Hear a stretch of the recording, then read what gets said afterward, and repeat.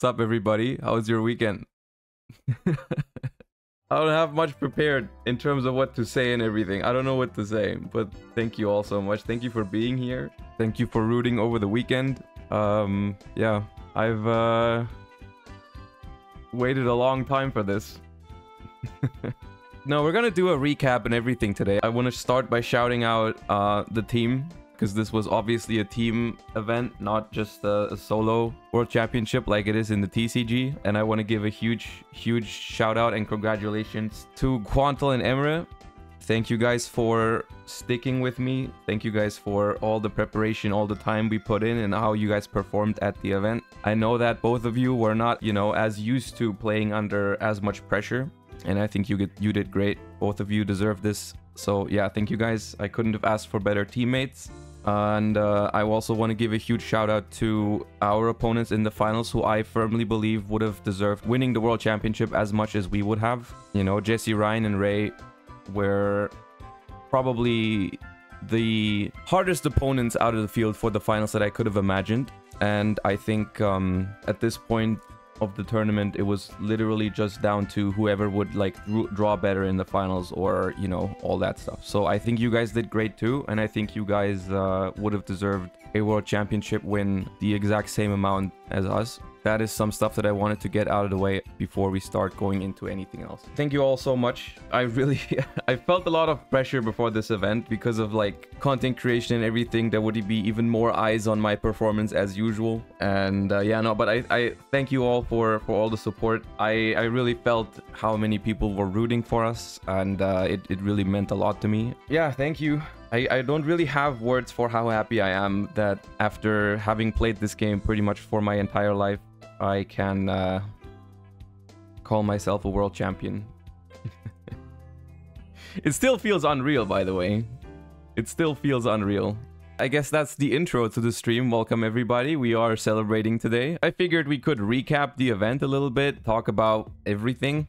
You know, how we built our decks, how the tournament went for us, how the matchups went, what we expected from the other players, and what they actually brought. All that kind of good stuff. What was your thoughts on sharing talents rather than cult by or imperm? Okay, I guess we can start with that, actually. We can start with the lineup construction, everything. Let me boot up Master Duel real quick. 6 decks is quite the challenge to find something that you're happy with, because there's going to be a big gap between like the first best deck of the format and the 6th best deck of the format. So we just decided we would try and find 3 solid decks for everybody. As the secondary deck, we would have more situational stuff going on and like how to counter specific matchups, because we figured in such a small tournament environment where everyone would also be able to like watch our games and everyone would like share information online. After round 1, basically, everyone was going to know all the decks that everyone else played, right? Because you guys could see the replays live, or you could watch the duels live in Master Duel, right? Which I think was pretty cool. It meant that we basically wouldn't be able to bring anything that people couldn't prepare for and stuff like that, right? We thought we would just bring 3 really solid decks and then have a secondary deck that would counter like the worst matchup, right? For example, with my Naturia Runic deck,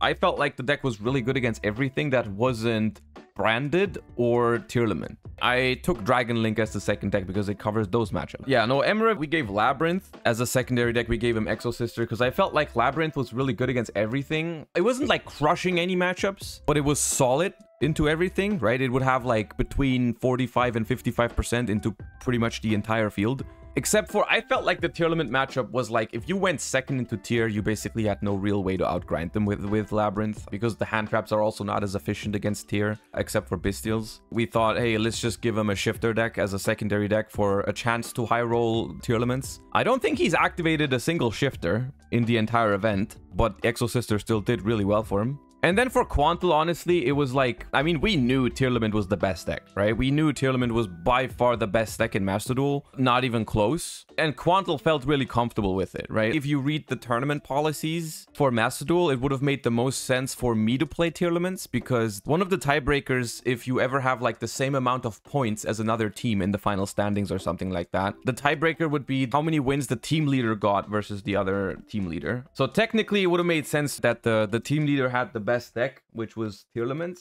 But I've talked about it with Quantal, and Quantal just felt the most comfortable with playing Tearlaments, and I felt like I could pick up the other decks and do fine with them. And Quantal has had like practice with Tearlaments like crazy, because he's been grinding like Challenger Cups and other things in like Master Duel with Tier for months straight. I felt like there was no way I could take Tearlament away from him, so I was just like, you can have Tier, you're gonna play Tier fine. You're gonna play it pretty much perfectly, I think. I'm just gonna pick up whatever is left, because I felt like I was well equipped to deal with that situation. And so I ended up bringing the Naturia Runic, which I honestly think is probably the second best deck in the meta. Like, if it wasn't for Tearlament, it would probably be the best. If you look at our decks, you'll notice that most of them are very, very immune to Max C. That was the big deal that we wanted, is like we wanted to avoid the variance from Max C, because the idea is that when your decks are good into Max C, you can beat other decks just by dropping a Max C on them, but your opponents cannot do the same thing to you, right?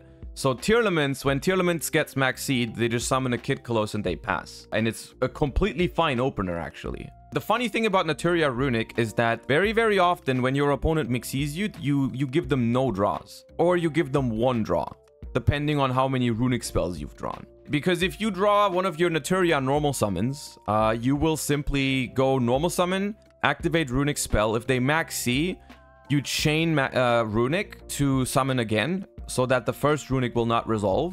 And you can even chain Mole Cricket, because it's a quick effect to the Max C, and then they will not draw a single card, and you still end on like Fountain, Camellia with a Mole Cricket in the graveyard and Runics in hand, right? And maybe like one or more Naturia Blessings. When you do that against 5 cards, it's actually a very, very respectable opener, because you have access to like Tip, into like Flashing Fire, Freezing Curses, Destruction, Slumber to stop attacks, Dispelling to disrupt their hand a little bit. But most importantly, it's just like one Camellia, you know, Camellia, revive Mole Cricket, summon Sunflower, another Camellia, Sentry, add another Blessing for follow-up. It's an insane opener under Max C with like no draws into Max C. It's literally insane. There was actually a lot of times in testing, I would go first and I would open Ash Blossom. They would Max C me and I would simply not use my Ash Blossom on it, because I was just fine, right? I would just do my normal thing and keep the Ash as disruption as well. I would just say, I don't care about this Max C, right? And that was how powerful this deck is against Max C. And that was also the reason why it was this deck and not Runic Sprite. Specifically because this deck plays insanely well into Max C, it was definitely this deck over Runic Sprite. I realized this very, very quickly.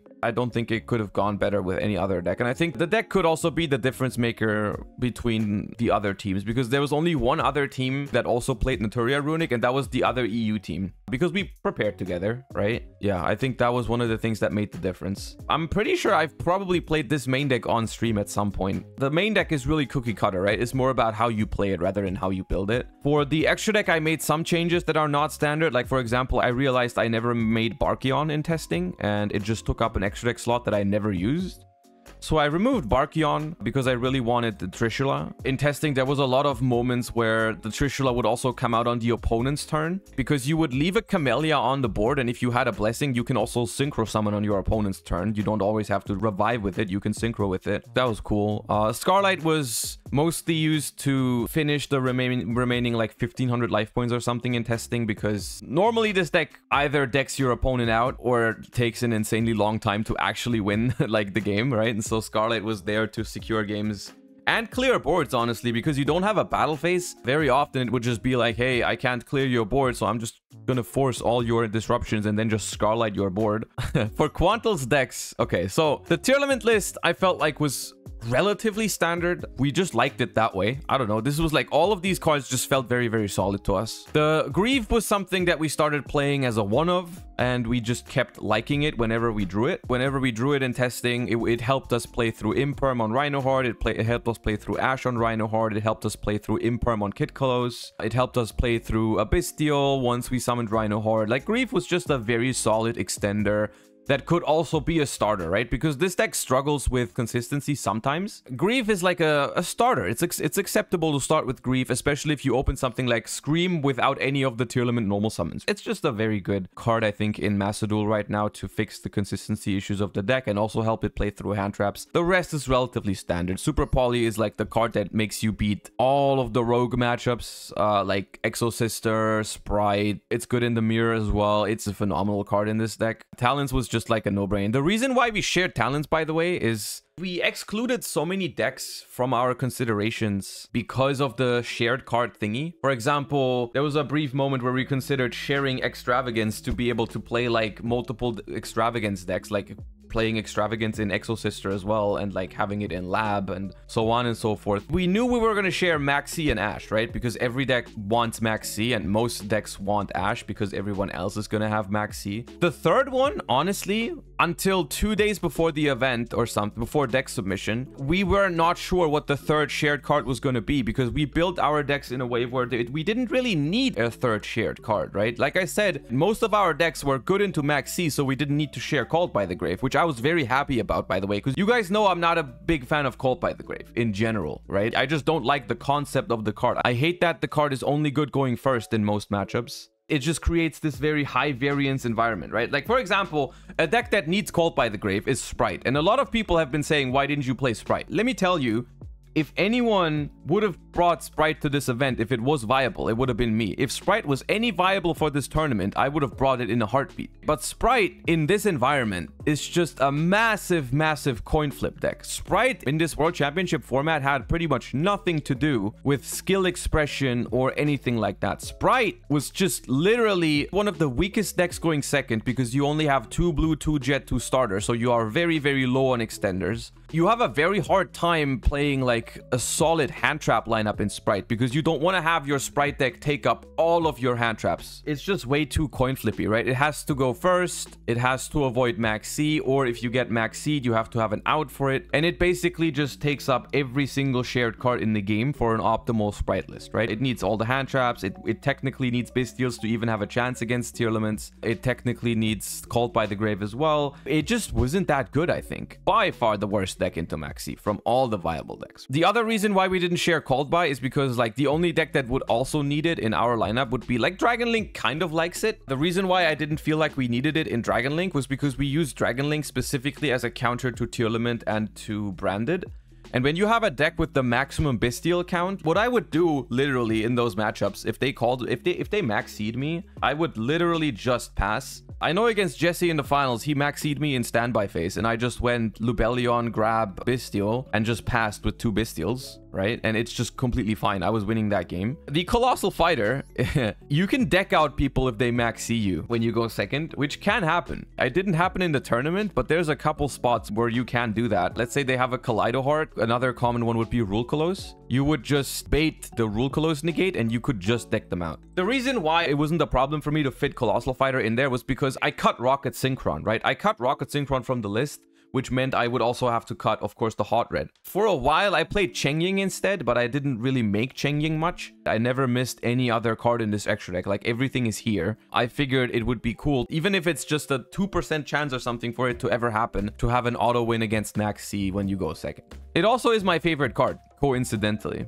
One of each Baby Dragon is straight up just enough. All of my bricky hands, all of the games that I lost to Max C, it was always because I drew like the Baby Dragons. I was trying for weeks to try and find like a Bystial control type deck rather than like combo Dragon Link. So I tried even versions without the rockets, without the Baby Dragons and stuff like that. Like, because I just wanted to play Bystial control against tier limits. The deck that ended up doing that the best was still Dragon Link. Keep it 40 cards, play the maximum amount of Bystials, and I was just very happy with that. Branded Beast is a solid card, but you don't need it. The reason why we shared talents, by the way, is literally because we didn't need any other shared cards. It was just like, what is the best overall card that we can get a maximum value of in like a lot of different decks, right? And we thought that was Talents, right? Talents was by far like the best overall card to have like 2 to 3 copies in a bunch of different decks. The only deck that we ended up not playing Talents in were Labyrinth and Exosister. For Quantal's second deck, honestly, I'm gonna be honest with you, we thought we were never gonna play this deck anyways. Tier Limits was so strong, we saw almost no reason to switch off of it.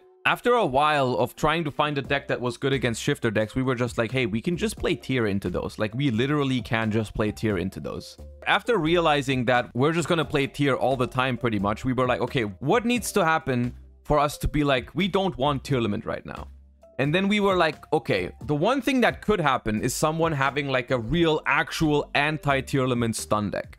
right? Necro Valley, Inspector Border, Board Breakers, these type of decks, right? You know what I mean, right? We tried that too for a while to like hard counter Tearlament, and it wasn't super consistent to counter Tearlament, but it was still scary. We thought, okay, if someone really has that and we ever find out about it, we want this deck, or like any deck that can just beat it, right? And so we built something literally, I think, on the day of deck submission, because we figured it wouldn't be that important. We also tried True Draco. We tried True Draco for a second, because that would guarantee to beat that. We ended up playing the deck, actually. It was funny, because the first time we played it was in round 3, right? In round 3, when we were already guaranteed for top 4, we were playing against the second Japanese team. They had Exo Sister, and I think they were also using Dimensional Fissure in it. The match didn't matter as much, but in that moment, I turned to Quantal and I was like, do you want to queue the Sky Striker deck? And he was like, do we really want to show off this deck? And then I said, I mean, technically you want to keep it hidden, but I think you're always going to play Tearlament from here on out. So maybe it's good that basically you show that you're willing to swap away from Tearlament, right? Which is something they wouldn't expect. Like, we always expected the Tearlament player to keep playing Tearlament. So we were like, why don't we show them that we are willing to not play Tear? So maybe if they have an anti-Tearlament deck, they might not be so inclined to just bring it, you know? And so we played it. This was blind second, by the way. And you just board breaker them to hell, right? It's actually good against Exo Sister, right? And Quantal beat Exo Sister with it. Like, he completely destroyed Exo Sister. I think he opened like Raigeki, Lightning Storm, Upstart, Engage, Ash or something, and Ray. He completely annihilated Exo Sister with it. Because it worked so well into Exo Sister in that match, Quantal just wanted to queue it again into Exo Sister in top 4. And there it didn't work. There he lost to Exo Sister because I think he drew 0 board breakers. Like, his hand was literally like the Sky Striker cards, which are the bad cards in the deck, basically. This deck was never meant to be played. For Emra's first deck, the lab list, he got Bells because I wanted him to queue this into the mirror match, which is also the reason why we decided not to play many cards that are bad in the mirror. There was a moment where I even wanted him to take out Skill Drain, but that we didn't do. Out of the real decks that we brought, the Labyrinth deck was probably the worst because it was the one that needed to go first the most. All of its matchups are very close to 50-50 pretty much. Emra actually ended up playing Exo Sister, I think, more than Labyrinth. I liked Labyrinth, but I don't think it was phenomenal in this format. It's just like, it's not that great into Tearlament, but it's okay into Tier. Like, you go first, you can beat it. You go second, you need to draw a bunch of hand traps or you lose, but it's fine. The mirror match is obviously okay. I think this list has a slightly above average win rate in the mirror match, like slightly above 50. All of the other matchups, it's pretty close to a 50-50. And then the Exo Sister deck, honestly, I think just overperformed a lot for Emra. Like, we just ended up liking this deck a lot throughout the event because it was just like, I think the list was solid. We just had a very cookie cutter list with like a mix of, you know, have hand traps, have board breakers, have shifter. It was just solid all around. It can like beat every deck. The reason why we went with 5 trap cards is because drawing the trap cards makes it so you play through hand traps very well. The Royal Freezing Curses, dude, people don't even realize that in like multiple spots where I draw the Freezing Curses, it wasn't even the best one to draw. Literally, freaking Runic Tip, Flashing Fire were always going to be better. There was like 7 cards in my deck that I could have drawn that were solid, and like Freezing Curses was like the worst one out of the 3. And people are still like, oh god damn, he's been top decking freaking Freezing Curses 3 turns in a row. Well, yeah, I've been drawing 4 cards per turn, and I would really appreciate a Flashing Fire or a Runic Tip, but I keep getting Freezing Curses back. Like, god damn, he's drawn the same cards after shuffling it back into the deck and drawing 4 cards. That's crazy. Y'all have never played a Runic deck in your life, and it shows. That was our decks. That was our lineup. I think it was really good. Obviously, I'm really happy of how it played. We always knew what to do. We always knew what to queue. We never had a matchup or an opponent where we didn't know what to do because we were prepared for all possible like combinations. I felt like it was always like, okay, against this player who has those 2 decks, we know exactly what to queue. Like every time. It was literally all 3 of us. We never had a single like argument about what we need to queue into a certain player. It was always like, okay, everyone knew those 2 decks, you queue that. Like literally after every game, you have 10 minutes to discuss what you're going to do for the next one. And we were done in like 5 seconds every time. I guess one other thing we can do is walk through my weekend a little bit in general outside of the games. I didn't film a vlog or something. I'm just not very good at that. I'm sorry, but I tried to keep you guys updated a little bit on Twitter. A couple funny things happened. On Friday or Thursday, I don't actually remember, we went to Akihabara, which is like the spot in Tokyo where it has all the card shops and all that stuff. It's very dope. I bought some OCG copies of Maxi. I don't know why I thought that was cool. I wanted 3 copies of the card that has been terrorizing the OCG for so long, so I just wanted to pick up some and feel their pain. And then this happened. This was the first time, chat, the first time that an OCG duelist has ever asked me to sign a card was freaking MathMech Circular, because that's what they know me for now, apparently, in some countries in the OCG, is that I am the one that hates Circular, so they made me sign a Circular. Also, true story related to this, we go to Akihabara, right? And Akihabara is like, if you've never been there, you cannot really imagine how it is. It's like the anime, manga sort of part of the city where it's like all stores centered around all that kind of stuff, right? There's card shops, there's like shops for all kind of like accessories, like figures, all that stuff, right? It's all there, right? For anime fans, it's literally heaven. So we go there and it's full of locals. There's like infinite people playing Yu-Gi-Oh right now. There's 2 people playing and I just walk by and just stand for a second to see what they're playing, right? They are about to start, right? And the dude draws opening hands and they look at their opening hand and it's freaking MathMech Circular and 4 hand traps. That's the first opening hand I see in the OCG. That's what he's playing. And the thing is, Circular is at 1. He hard opened it. It was not Cynet Mining grab Circular. It wasn't Small World grab Circular. The moment I look over their shoulder, they hard opened the 1 Circular and 4 hand traps. This shit is not real. I couldn't make this up. I was with like 5 other people. They were all like, dude, that is crazy that just happened.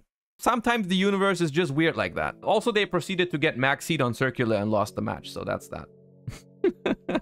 And then it was tournament day, where I think we were very nervous in going into the first round, but we won it. Quantel just goes 3-0 in the first round, which is like really good. Emra goes 1-2, but honestly, not because he misplayed or anything. Like, Emra just lost all 3 coin flips in round 1. And I mean, Emra has Labyrinth and Exorcister, literally 2 of the most coin flippy decks in our lineup. And he just got completely high rolled in round 1. Nothing wrong with that. Like, it was not something he could do anything about. And I went 2-1. So like, we win the first round relatively convincingly. And then you would think that the first round is the one where all the pressure gets to you, right? For some reason, it was the second round for those 2, right? For Quantel and Emre, because Quantel...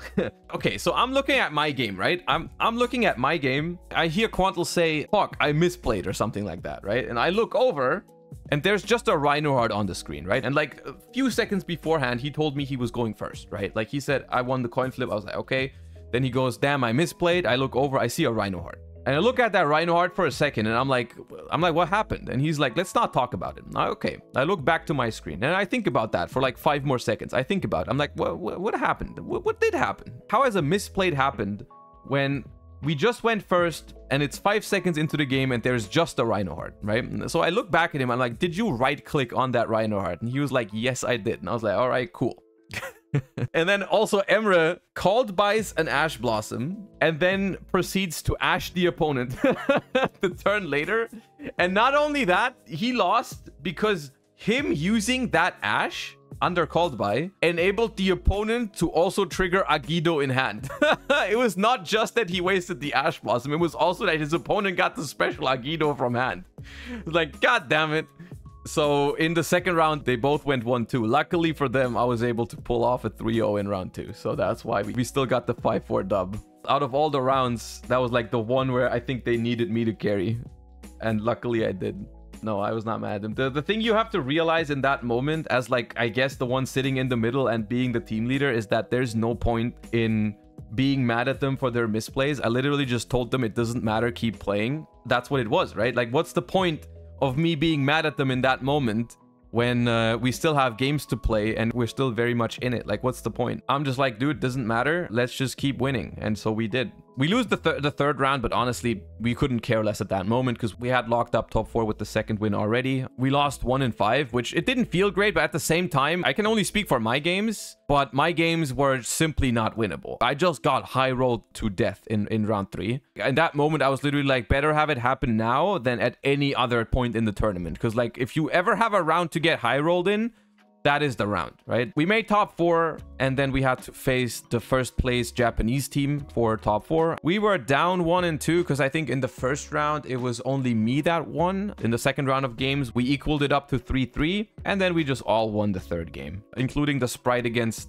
Runic Naturia game, which was kind of crazy. And then the finals went relatively straightforward as well, which was like at that point when we had made the finals and we knew that Jesse, Ryan, and Ray would be the other team in the finals, I just felt like it could go either way. And I think it would have been deserved either way. For them to win would have been deserved. I think we also deserved winning, to be honest, with how we played throughout the event and the preparation we had going into it. I think Quantal, Emre, and I think we did deserve to win, but I think it would also have been very deserving for Ryan, Jesse, and Raymond. As like a final statement, I suppose, about the format of the World Championship, I think it was very enjoyable. The feeling of 3v3, the deck building process with like 6 decks, shared card pool, everything. It had a lot of new challenges that I was not used to from playing the TCG, but overall, I think it was very, very cool. I enjoyed it a lot. Best of 9, I think, eliminated a lot of the variance from not having a side deck, maybe having a couple bad matchups. Just the fact that you get to play 3 games each player, so 9 games total against different matchups with maybe even different decks. I think it had a lot of cool aspects to it, where like it wasn't all down to you get 1 bad matchup, you lose. You get unlucky in 1 game, you don't automatically lose. There's still a lot of other games to cover for like that variance and stuff like that. I also think, at least from my perspective, because we picked a lineup that was relatively immune to Max C, and I hate to say it, but Max C wasn't a big deal for us. I remember I got Max Seed when I went first a lot, and I did not lose a single one of those games. That is all I can say. The thing is that decks like that don't always exist. We are not always in a situation where like the best decks in the format are decks like Tearlament, Naturia, Runic, or Labyrinth, which can all play in under Max C fine, right? That's not always the case. So it's like very format dependent. I think for this particular format in Master Duel right now, Max C is not ruining the game. In a lot of other formats, it very well could have. So I'm not saying Max C is good in general. I'm just saying for this particular format, I think we were lucky that Max C wasn't as big of a deal. Can we normalize the phrase, it's the world champ difference when you outplay an opponent? Isn't that Wolfie's thing? I don't know if we just get to take Wolfie's thing, only because we are also a world champion now. Are you now focusing on TCG? And I guess we can talk about what's next. They asked me that in the moment, like we had interviews after, and they were like, yo, what's next? What's next on your list? And I was like, dude, I don't even know. I haven't thought about that. But the more I think about it, I don't think it changes that much going forward. Like, I'm still going to compete, especially compete in the TCG, of course, because there's simply more stuff going on in the TCG than there is in Master Duel. And I've always been more passionate about the TCG than Master Duel, which is like very, very, you know, obvious that like Master Duel has been a thing since like 1.5 years and the TCG has been a thing for my entire life. You know, I'm gonna keep competing in the TCG at the very least, try to go back to Worlds again. And I mean, I'm still gonna compete in Master Duel as well, because like, I mean, I'm not gonna stop streaming anytime soon. So we're still gonna stream TCG, we're still gonna stream Master Duel. Winning Master Duel Worlds meant the world to me, but it doesn't mean I'm done with Yu-Gi-Oh! Why would I? I still love this game as much as before, or even more now, so I'm not gonna stop playing it. The way I feel the TCG World Championship still, to me, feels even more prestigious as the Master Duel one. So that is something I will never stop dreaming of, right? Becoming the TCG World Champion. So I think overall, surprisingly, it's not going to change that much. Also, I'm the one who gets the trophy. That is what people have been asking me about, right? Like, there's only one trophy for Master Duel, which the team leader gets. So, team leader gets it. I have some stuff from Japan that I can show you that I picked up. So yeah, I guess that's it. That's the end of Worlds 2023. I could not have asked for a better World Championship 2023 experience altogether, honestly. It was very, very cool meeting everyone. I met a lot of old friends. I met a lot of new friends as well, including amazing people like Ryan Yu, who I've never had the pleasure of spending much time with in the past, but I got to this weekend and it was very, very nice. Steven Santoli as well. Literally had a super, super nice talk with Steven Santoli on the bus ride to the venue. He was a really nice guy. And then he ended up queuing Mathmech into the main event without telling me. Like, that dude literally sat next to me on the bus. I had the nicest talk with them. and then goes on to submit MathMech Circular to the World Championships like half an hour later. That shit was unhinged. But anyways. Bunch of very nice people at this tournament. Way too many to shout everyone out. Before we hop off, I want to just say a huge thank you for everyone that rooted. I could feel over in Japan, I could feel all your support through social media, through all the, you know, all the different means. It meant a lot to me. There was a lot of pressure on me this time because I knew all of you guys were rooting. I could really not be happier that it worked out. I don't think it has quite settled in yet with me that we did actually win the World Championships. It's a crazy thing to think about. I appreciate every single one of you, and I guess we go back to reality now. In like 1.5 weeks, we go back to just good old regular content creation. We'll see how it goes. I have a lot of plans for both TCG and Master Duel to keep creating content for you guys. I'm sure winning Worlds is gonna help. But yeah, I mean, thank you. We're gonna call it a day here, and I'm just gonna be back after my vacation. I will see all of you then. Thank you so much. Until then, bye bye everybody. Thank you for watching. Thank you for tuning into the stream, and of course, thank you for rooting over the weekend.